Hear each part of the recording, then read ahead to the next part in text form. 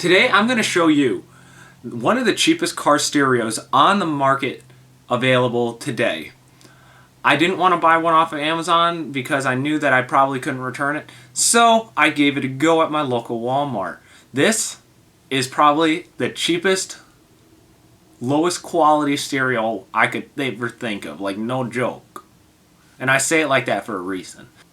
I thought this was a really funny thing to try out, especially given its very, very cheaply made price. This company is known for making some pretty nice stuff, like the two-post stereo that goes inside of the classic cars with an auxiliary input, which is what I have in the back here. Other than that, I'm going to show you it, and you're going to be shocked. So let me get it out of the bag here. This is the Dual AM/FM Bluetooth radio. And it's only got 120 watts versus like 500 watts. But this is a dual radio. It is incredibly cheap. I paid, no joke, $23.18. I don't know if you can see that. $23.18 for it. The only thing is, now it stacks up to quality. Most people don't use CD drives anymore. I unfortunately burn my CDs still. I'm one of those people. Other than that, I just looked for an auxiliary input, maybe some Bluetooth along the way, and that's about it. But if not, I wanted to give this thing a go. And I'm not going to go putting it in my car because I have a radio that works. It's a JVC deck. But for the price, I just couldn't pass it down. So what I'm going to do is I'm going to put it on a bench test, and I'm going to hook up 14.4 volts or a 12 volt power supply to it with this radio and see if it can charge a phone. I'm going to see if it can play music. I'm going to see if the Bluetooth connects to it. So first, I'm going to start with the unboxing of the product. So I'm going to open this up. And the first thing you're going to notice is first the price. The price is $21 even, and I paid $23.18 just to show you. So the first thing I'm going to show you is the unboxing. Here is what it comes in, some of the characteristics and features, the technology provided in the back, and some more information, as well as just pictures all around. There's a little notch on this side that allows me to open it. Oh look, you can already see the radio. We're just going to open it up. What I'm going to do is kind of just slide it out. There's the box. I'm going to set that aside. What you get is this tiny little thing here. And to really show you how tiny it is, I have a little tape measure. It's about 4.5 inches. So from front to back. Pull the side pieces off.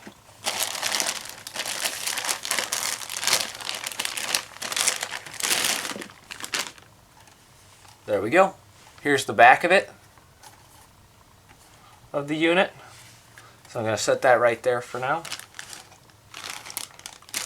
And then in the bag, you get the quick start guide, it looks like.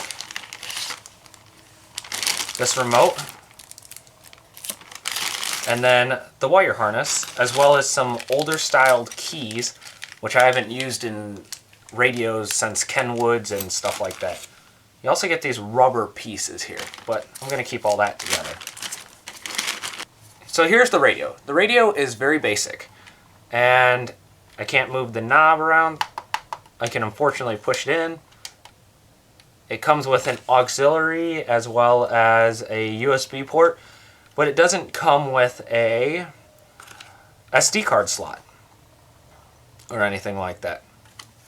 It comes with some channels in the back for left and right outputs and inputs. Yeah, there's really not much to it.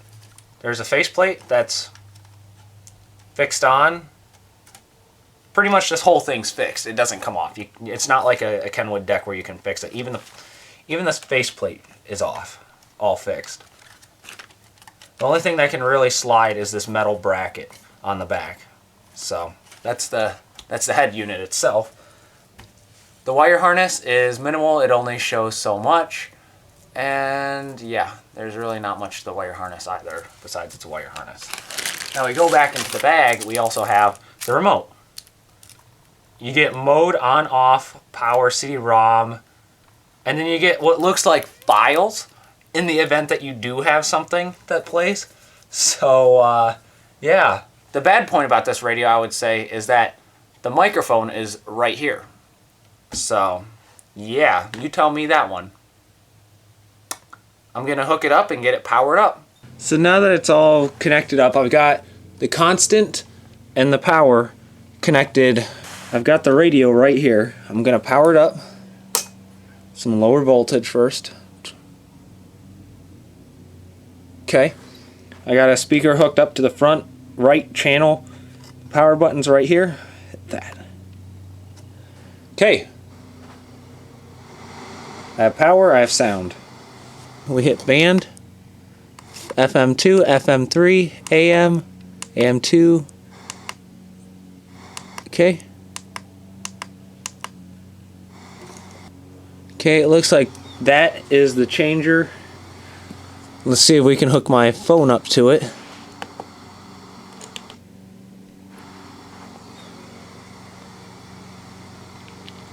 So here's my phone. The cord.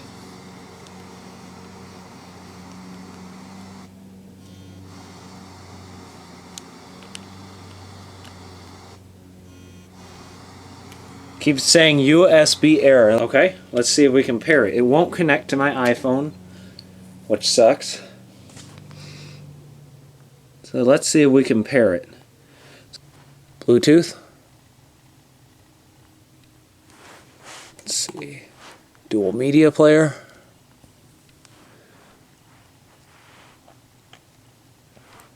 I think it's 0000 Mostar.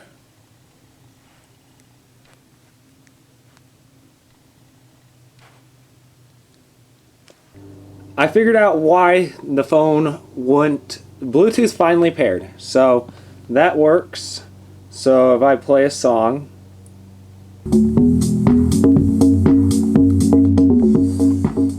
so that works now. We come around. Let me turn this down. This will not actually work with an iPhone. I had to read the instructions, so the iPhone is out of the picture. We've got a USB drive though. It will read USB drives. That's a good thing.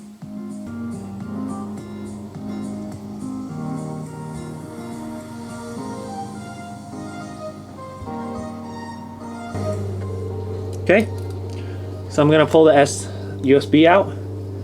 I have a secondary antenna to test with from my scanner. I'm going to plug that into the back. Okay, we have an antenna.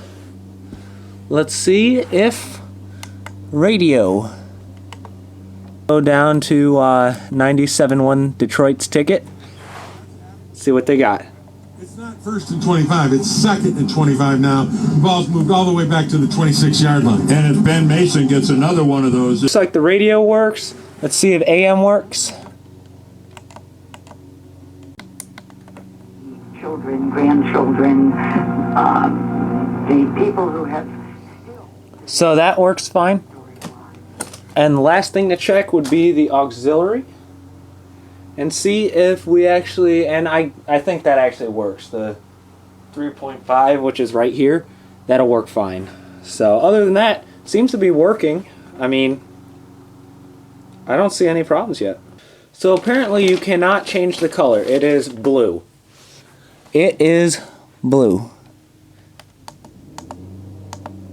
You can't change the color. It doesn't look like you can really change anything. It's pretty basic. There's not much to go wrong. I mean, I want to change the bass, but it does not look like, even in the instructions,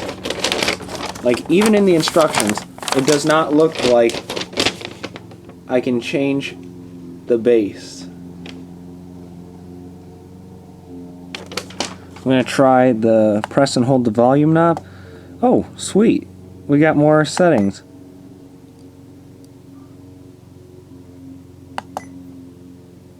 I don't know what that is.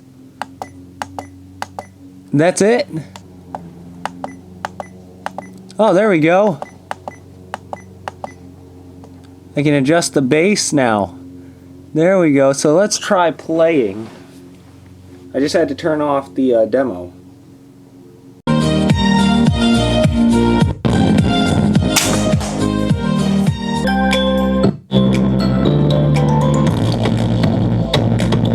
Okay. So it seems like we can adjust the bass, treble, balance.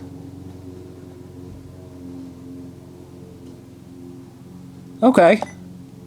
Fader, and then see if loud's on or off.